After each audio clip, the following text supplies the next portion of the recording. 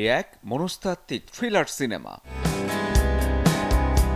Edward new ইয়র্কের এই ফ্ল্যাটেই তার বসবাস, যিনি স্নায়ুতন্ত্রের এক জটিল রোগ নিউরোফাইব্রোমাইটোসিসে আক্রান্ত, যার ফলে তার স্বাভাবিক চেহারায় ধীরে ধীরে দেখা দেয় বিকৃতি। গল্প মূলত এগিয়ে যেতে থাকে এডওয়ার্ডকে ঘিরে, যেখানে টার্নিং পয়েন্ট এডওয়ার্ডের প্রতিবেশী ইনগ্রিড। চেহারা যাই হোক, মানুষ বলেই হয়তো কিছুটা ভালো লাগার রেশ ছুঁয়ে যায় দুজনকেই, তবে তাতে বাধা হয়ে দাঁড়ায় এডওয়ার্ডের বিকৃত চেহারা। এডওয়ার্ড চরিত্রে অভিনয় করা সেবাস্টিয়ান স্ট্যান চেষ্টা করে গেছেন এই রোগ থেকে মুক্তির। ডাক্তারের অস্ত্রোপচারের টেবিলেও শুয়ে পড়তে কার্পণ্য করেন, কিন্তু সে কি ফিরে পাবে তার আগের চেহারা?